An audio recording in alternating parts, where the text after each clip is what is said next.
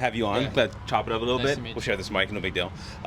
So how has like your season been so far? I know it's about like, a month or so in, maybe a little bit less, but how's it been going for you? Yeah, it's been a really good start to the season, especially for the team.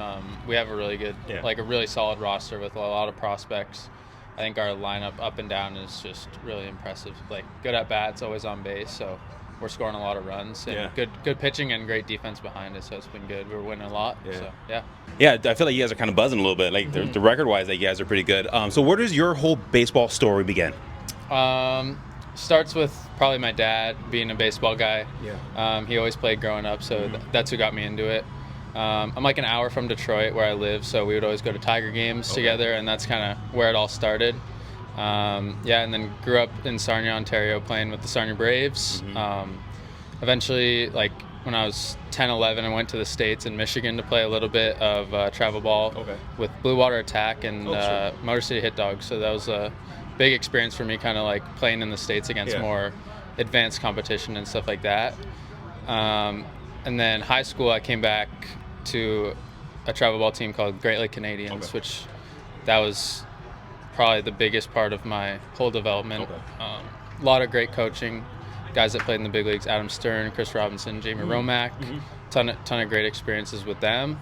And then the U18 Canadian national team was something that was really big for me. How was the experience? Just being on like they did junior national team and stuff like that. Yeah, you like words can't describe how it feels to play for your country. It's just a different experience. So it was awesome. Yeah. Hopefully someday you can play in the World Baseball Classic. That'd be kind of dope. Yeah, that would be awesome. That's the goal.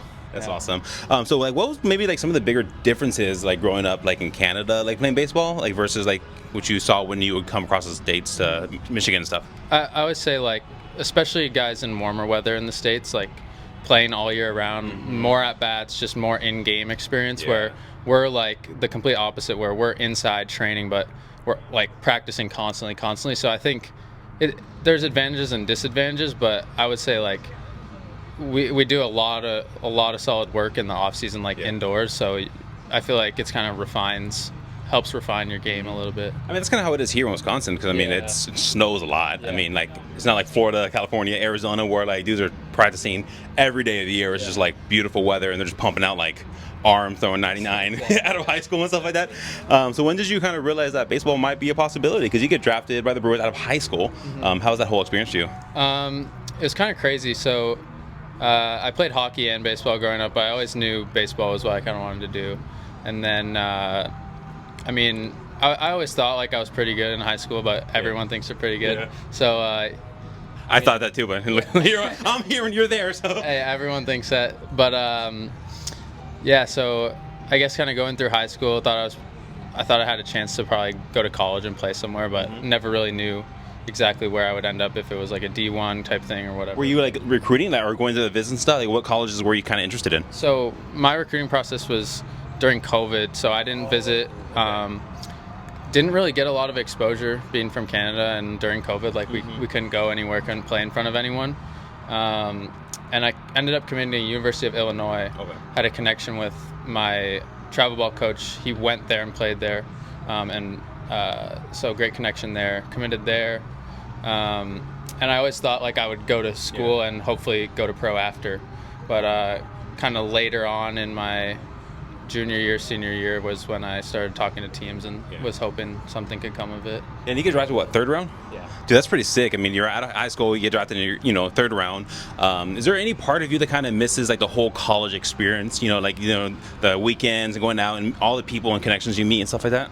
I think part of college like that, with meeting so many people, it would have been cool, but I always knew like showing up to the field every day like we do and over and over and over, that's what I wanted to do. So I'm so grateful and happy to be in pro ball early Awesome. out of high school. Very cool. So you're signed at 18 or 17, 18? Well, 18. You get a little bit of signing bonus. Like, what was the first like dumb thing you bought? I bought a truck. Okay. Yeah. What kind? Ford F-150 Tremor. Yeah. It's my favorite thing in the world. So. Dude, that's sick. All right, so you mentioned hockey. At what point did you realize, and what kind of brought you to that realization that like hockey isn't going to be my thing, but baseball might be?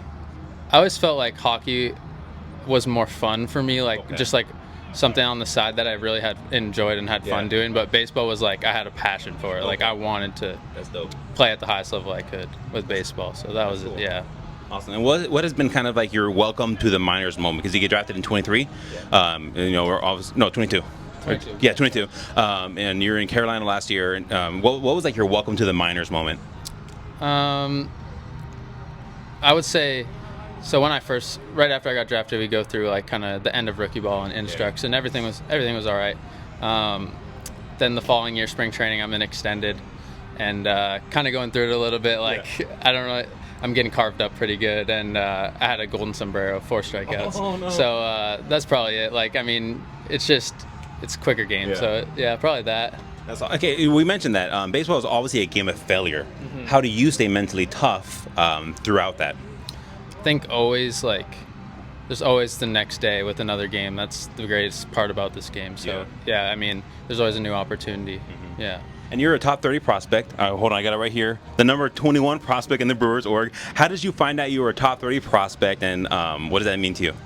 I probably got tagged in something. I don't know. I probably came across my phone. MLB Central. Yeah, or someone sent me a link. But no, that's awesome. I just I try not to pay attention to that stuff too much, but just play my game and see where that gets me. Yeah, and doing it for the Short Kings too. I mean, like Yeah. I like this. I'm gonna say, normally I'm like kind of looking up like this. Now it's like we can be eye level. It's kind of it's a new experience for me. Yeah, no. Just I have a little bit of a different game than bigger guys, so I think hopefully I can kind of pave the way a little bit. And guys before me that have paved the way for me, like say Sal Frelick, stuff like that. So yeah. Is there anyone, you mentioned Detroit growing up, like who was like one of your favorite players or someone you looked up to? As an infielder, like Jose Iglesias, he was always the smoothest infielder at short. Made some crazy catches, those ones like this, like fly balls. Yeah, he was someone I looked up to as like a defender. And then, I mean, you have Miguel Cabrera, arguably one of the best hitters of all time. So The Tigers, like I guess in like around part when you were growing up, they're kind of a wagon, man. They Verlander, Scherzer, like they were just always winning. You go back and look at some of the names on those teams, like it was legit. Yeah, it's kind of weird they didn't win the World Series with Scherzer, Verlander, and Miguel Cabrera and all those guys they had. But I mean, it is what it is. That's kind of baseball. Yeah. The Giants somehow beat them and whatever. We talked about your game. You're a stolen base guy. You had a bunch of last year. I think you're leading the Midwest League now. How big is that part of your game to you? I think it's really big because my whole focus is getting on base, scoring runs for the team, whatever I can do.